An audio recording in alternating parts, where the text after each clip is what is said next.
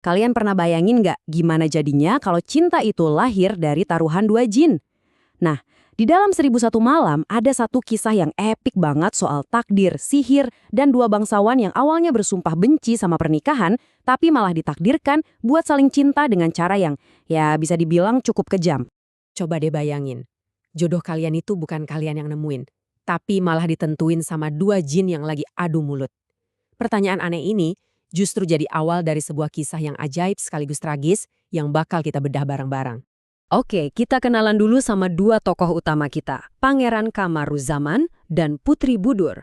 Mereka berdua ini punya segalanya, ganteng, cantik, punya tahta, tapi mereka punya satu kesamaan yang aneh banget, sama-sama anti sama yang namanya pernikahan. Nah, disinilah bagian paling ironisnya. Di satu sisi ada Pangeran Kamaruzaman yang saking bencinya sama perempuan, dia sampai bilang mereka itu kayak burung nasar yang buas. Gara-gara nolak terus, ayahnya marah besar dan akhirnya dia dipenjara di menara. Di sisi lain, di negeri Tiongkok, ada Putri Budur yang kelakuannya 11-12, nolak setiap lamaran sampai keluarganya pusing. Dua orang yang sebenarnya sempurna buat satu sama lain, malah sama sekali nggak mau cinta-cintaan. Dari sinilah keisengan para jin dimulai. Jadi ceritanya ada dua jin, Maimunah dan Dahnas, lagi debat soal siapa yang lebih cakep, pamerannya Maimunah atau putrinya Dahnas. Akhirnya mereka taruhan. Buat ngebuktiin, mereka bawa kedua bangsawan yang lagi tidur pules ini, ditaruh sebelahan dan dibiarin sihir bekerja. Sebuah permainan kecil yang bakal mengubah takdir mereka selamanya. Malam penuh keajaiban itu memang berakhir. Tapi justru jadi awal dari sebuah tragedi yang sesungguhnya. Kebangkitan cinta mereka ternyata adalah sebuah kebangkitan yang sangat-sangat kejam. 3 tahun. Selama 3 tahun penuh, mereka berdua dianggap gila.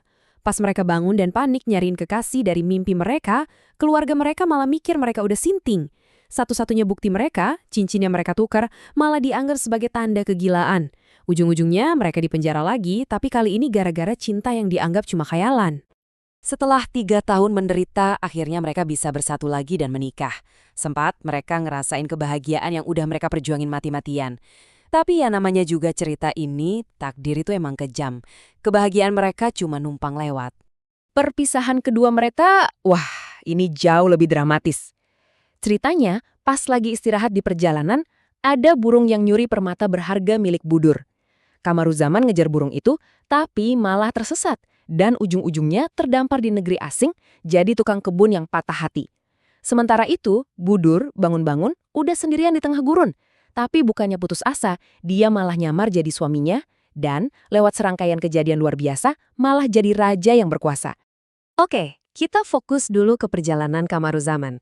Bayangin, dari seorang pangeran jadi tukang kebun di negeri orang. Ini benar-benar pukulan telak. Dia kehilangan semuanya, istri, tahta, dan harapan. Tapi di tengah kehancurannya, cintanya itu gak pernah padam. Setiap hari, sambil ngurusin tanaman, dia nangis dan nulis puisi buat istrinya. Salah satu baitnya yang paling nyesek bunyinya gini. Ingatkan para perindu untuk tidak mengingkari janji. Meskipun untuk itu, ia harus menyeberangi lautan api. Ini nunjukin betapa dalamnya cinta dan kerinduan dia. Nah, sekarang kita pindah ke kisah Budur yang luar biasa. Saat suaminya jatuh ke titik terendah, dia justru bangkit dengan cara yang gak disangka-sangka. Ini nunjukin betapa cerdas dan kuatnya dia. Pas dia bangun sendirian, Budur tahu dia dalam bahaya.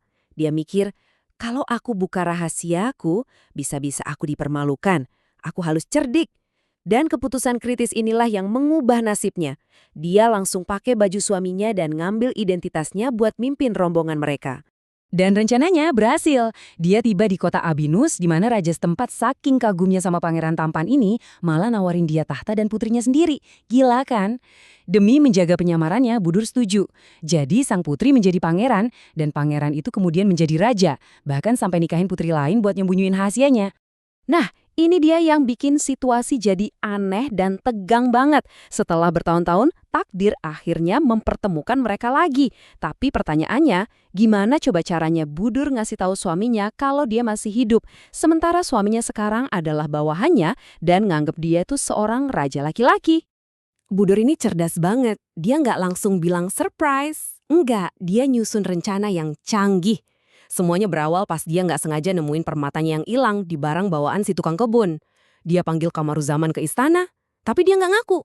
Malah dia naikin jabatannya, nguji dia, deketin dia pelan-pelan, sampai akhirnya dia jebak Kamaruzaman di kamar pribadinya dan blak, dia ungkap semuanya. Reuni yang nggak bakal terlupakan. Mereka pun bersatu kembali, memerintah bareng dan akhirnya menemukan kedamaian. Harusnya sih ceritanya selesai di sini ya, bahagia selamanya. Tapi seperti yang kita tahu, takdir di cerita ini punya sisi yang gelap banget. Kebahagiaan mereka akan diuji oleh pengkhianatan dari orang yang paling nggak disangka-sangka. Di balik potret keluarga yang kelihatannya sempurna ini, ada sebuah rahasia gelap yang mulai tumbuh, siap menghancurkan kerajaan dan keluarga mereka dari dalam. Bertahun-tahun kemudian, Kamaruzaman punya 2 putra, Amjad dari Ratu Budur dan As'ad dari Ratu Hayatun Nufus. Nah, pas kedua pangeran ini tumbuh jadi pemuda ganteng umur 17 tahun, muncullah sebuah hasrat terlarang. Ratu Budur malah naksir sama anak tirinya, As'ad, dan Ratu Hayatun Nufus naksir sama anak tirinya, Amjad. Tentu aja, kedua pangeran ini, Amjad dan As'ad, nolak mentah-mentah ajakan ibu tiri mereka. Ngeri dong. Tapi karena merasa terhina, kedua ratu ini malah bersekongkol. Mereka putar balikan fakta dan dengan liciknya nuduh para pangeran ini mau nyerang mereka. Dan yang paling tragis, Raja Kamaruzaman yang dibutakan amarah dan tipu daya langsung percaya gitu aja. Tanpa ragu, dia ngejatuhin hukuman mati buat kedua putranya yang gak bersalah. Sebelum dieksekusi, para pangeran malang ini cuma punya satu pesan terakhir buat ayah mereka. Sebuah pesan yang nyesek banget. Sesungguhnya, wanita-wanita itu adalah setan yang diciptakan untuk keluarga kami. Merekalah sumber bencana bagi manusia, baik untuk urusan dunia maupun urusan agama. Ironis banget ya, ingat nih mana ayahnya dulu juga benci banget sama perempuan. Dan kita balik lagi ke pertanyaan soal takdir. Setelah dihukum mati sama ayah mereka sendiri, apa takdir yang dulu dipermainkan oleh jin sekarang bisa turun tangan buat nyelamatin mereka? Kisah ini, sama kayak banyak cerita lain di 1001 Malam, emang nggak ngasih kita jawaban yang gampang.